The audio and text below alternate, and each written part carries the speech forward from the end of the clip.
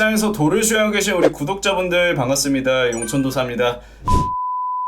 제가 이번 주에 올려드린 영상 후쿠시마 오염수 관련 인사이트를 말씀을 드리면서 사실상 현재 시장에서 유일하게 남아있는 테마는 후쿠시마 오염수 관련주밖에 없다고 알려드렸고, 실제로 오늘까지 움직임이 나왔고 다음 주까지 움직임이 나올 가능성이 굉장히 높을 것으로 전망이 되는 상황입니다. 두 번째로는 엔비디아 관련 인사이트로 이 엔비디아 실적을 통해서 AI 시장으로 유입될 수 있는 자금 규모를 추정해서 우리가 앞으로 어떤 종목을 사야 되는지 알려드렸고요. 오늘 영상에서는 어떤 내용을 여러분들에게 전달을 드릴 예정이냐, 바로 이 포스코DX라는 종목에 대해서 집중적으로 알려드리려고 합니다. 포스코DX 같은 경우에는 다들 보시는 것처럼 코스피로 이전 상장을 합니다. 포스코DX가 코스피로 이전 상장하게 되는 경우에는 어떤 현상이 벌어지느냐, 첫 번째로 2차전지 테마에서 탈피합니다. 이 종목은 지금까지는 2차전지 테마 주도주로 움직였다면 앞으로는 코스피 시장에 상장이 되면서 자동화 설비 관련 대장주로 부각이 될 수가 있고요. 그러면은 자동화 설비 대장주로 부각이 됐을 때 우리가 기대할 수 있는 요인, 첫 번째, 코스피 시장에 상장이 됐을 때 코스피를 추종하는 펀드 자금이 패시브 자금으로 포스코DX에 유입이 되게 됩니다. 당연히 주가에는 호재로 작용할 수 있는 내용이고요. 코스닥 시장 같은 경우에는 외부적인 변동성에 취약하고 개인 투자자의 순매수가 많이 유입이 되어 있는 시장이다 보니까 외국인과 기관도 장기적으로 투자하기보다는 단기적으로 투자를 하는 경우가 많은데, 코스피 시장으로 넘어가는 순간부터 장기적인 순매수가 들어올 수 있다고 생각을 하시면 되고요. 수급적인 요인에서 호재로 작용할 수가 있습니다. 그럼 두 번째로 보셔야 되는 거는 포스코DX의 실적이에요. 포스코DX 같은 경우에는 2분기 실적이 다들 아시다시피 되게 좋게 나왔어요. 근데 그 이유가 포스코DX의 포항 제철소 수해복구 프로젝트의 수익 인식이 1분기에서 2분기로 확장이 됐기 때문에 실적이 좋게 나왔습니다. 하지만 앞서 말씀을 드렸던 것처럼 포스코DX는 자동화 설비 시장을 현재 선도하고 있는 대장주로 부각이 되고 있다 보니까 3분기에도 굉장히 많은 수주가 들어왔고, 보시는 것처럼 이렇게 포스코 퓨처엠에서도 최근 매출액 대비 10%에 해당하는 굉장히 큰 계약을 바로 어제 8월 24일자로 계약을 했는데, 8월 24일 기준 공시를 보면은 최근 매출액이 1조 1,500억입니다. 그러면은 이 포스코DX가 2022년 연결 재무제표를 기준으로 상반기에 매출액이 7,758억 원 나왔어요. 그러면은 이 종목 같은 경우에는 상반기 매출액이 7,758억 원인데 상반기 매출액을 빼면은 하반기 현재 매출액이 3,700억 가량 된다는 사실을 우리가 유출을 할 수가 있고요. 중요한 거는 포스코DX 2분기 실적이 3,693억 원이었는데 이 매출은 수해복구 프로젝트가 포함이 된 금액이었습니다. 근데 포스코DX의 3분기 실적은 오로지 이 2차전지 소재에 대한 자동화 설비를 구축하는 과정에서 발생한 매출이기 때문에 3분기 실적은 현재 3분기가 딱 절반 지나왔죠. 근데 현재 추정 매출액이 3,700억 원, 그리고 영업 비밀상 아직까지 공시를 안 한 매출들도 있을 거고, 추후에 3분기에 추가적으로 들어올 수 있는 수주권들도 남아있는 상황입니다. 그러면 현재 시장에서 가장 높게 집계된 컨센서스가 4,000억이에요. 시장에서 최대로 기대할 수 있는 매출이 4,000억이라는 소리인데, 이 포스코DX는 벌써 시장의 최대 컨센서스에 근접한 3분기 실적을 보여주고 있습니다. 그러면은 이렇게 생각을 하시면 되겠죠. 첫 번째로 패시브 자금이 들어와요. 코스피로 이전 상장을 했기 때문에 수급적인 호재가 붙으면서 패시브 자금이 들어오면서 주가 상승을 견인할 수 있고, 두 번째로 호실적이 있습니다. 호실적이 남아있는 상황에서 앞으로 수급적인 호재까지 있다면 포스코DX는 당연히 오를 수밖에 없는 상황이라고 여러분들이 여기까지 이해를 하실 수 있을 거예요. 여기서 더 중요한 거, 포스코DX 같은 경우에는 앞서 설명을 드렸던 것처럼 수급적인 호재 그리고 실적 호재가 남아있는 상황입니다. 이렇게 두 가지가 병행이 되면서 앞으로 주가 상승만 남아있는 상태인데, 보시면 아직까지 공매도 대차장고가 무려 6천억 원이 더 남아있어요. 보통 코스피로 이전 상장하는 종목들은 공매도 대차장고를 코스피로 이전하기 전에 상환을 하는 경우가 많습니다. 그 이유는 코스피 같은 경우에는 코스닥처럼 의도적으로 누르려고 해도 외인과 기관의 장기적인 순매수가 들어오기 때문에 쉽게 눌리지도 않을 뿐더러 코스피로 이전 상장을 하고 나서 이 공매도 대차장고를 상환하게 되는 경우엔 더 큰 손실이 발생할 수 있기 때문에 보통은 코스피로 이전하기 전에, 코스닥에서 상장 폐지가 되기 전에 이 잔고를 상환하는 경우가 많아요. 그러면은 이 5천억 원, 1,000억 남겨놓고 딱 5천억 갚는다고 치면은 이 5천억이 주가가 상승할 때 슈스퀴즈 형태로 나올 수 있고, 또 최근에 포스코DX 같은 경우에는 주가를 누르는데 실패했기 때문에 앞으로 신고가에 도달하면 개인 투자자의 시장 대기자금까지 들어오면서 추가적인 상승 상승이 예고되어 있을 때 조금 더 앞서서 포스코 DX의 공매도 대차장고를 상환할 가능성이 굉장히 높아졌다고 생각을 하시면 되겠습니다. 그래서 이 수급적인 호재와 실적 호재 그리고 공매도 대차장고를 상환하는 과정에서 발생할 수 있는 숏스퀴즈 현상까지 감안을 해서 저희 무릉도원에서도 실제로 이 종목 39,000원 아래로 매수에 들어갔고요. 자동화 설비와 관련된 브리핑은 올해에만 20번 이상 나갔기 때문에 이렇게 포스코 DX 리포트도 코스피 이전 상장을 기반으로 작성을 해서 알려드렸습니다. 이 이전 상장은 개별 호재로 작용할 수 있고 2차전지 테마에서 이미 탈피를 한 상황이기 때문에 아직까지 포스코 DX 매수를 망설이는 분들은 매수 자리가 나올 때 매수를 한번 해보시는 것을 권장을 드리고요. 저희가 매수한 가격은 이미 보유자의 영역에 들어간 상태이기 때문에 조금 늦더라도 추후에 위에서 눌리거나 변동성이 나오게 되는 경우에는 매수를 충분히 고려해 보셔도 좋은 종목이라는 점을 여러분들이 이해를 하시면 되겠습니다. 실제로 저희 무릉동 같은 경우에는 미리 매수를 해놓고 오늘 신고가 사이클 수렴 전에 분할 익절에 들어간 상태고 나머지 잔량은 연중 최고가까지 홀딩을 하겠다고 말씀을 드린 종목이고요. 연중 최고가까지 홀딩을 하는 이유는 앞에서 다 오픈을 해드렸습니다. 지금과 같은 시장에서도 이런 개별 호재를 통해서 시장 방향성에 맞는 종목들을 가져가게 되는 경우에는 이렇게 보시는 것처럼 매수하고 나서 바로 다음 날에 급등할 수 있는 종목들이 남아있는 시장이니까 포스코 DX도 사실 이 영상을 보시는 분들 중에서 모르는 사람이 없을 거예요. 근데 같은 종목을 매수하더라도 언제 어디서 어떤 근거를 가지고 들어가느냐에 따라서 이렇게 바로 수익이 날 수도 있고 아니면은 충분히 시간을 거친 이후에 눌렸다가 변동성을 감내하고 수익이 나는 경우도 있기 때문에 상승이 나오기 이전에 주요 변곡점에서 빠르게 매수해서 빠르게 수익을 내고자 하시는 분들은 위에 번호로 저희 무릉도원 입장 요청 주시면 포스코 DX처럼 급등하기 전날에 미리 매수해서 이렇게 급등이 나올 때 여유롭게 수익 실현할 수 있게끔 도와드리고 있으니까 많은 신청 부탁드리겠습니다. 그리고 마지막으로 우리 라이브 방송에서도 포스코 DX 사실 어제 방송에서도 사라고 알려드렸고 여기에 적혀져 있진 않은데 다들 아실 거예요. 저희 시청자분들은 다들 아시겠지만 포스코 DX 계속 사라고 알려드렸던 종목입니다. 실제로 오늘까지도 브리핑이 나갔고요. 이렇게 시장 인사이트뿐만 아니라 매일 수익 날 수 있는 종목들 저랑 같이 시청자분들이 함께 매매를 하고 있으니까 8시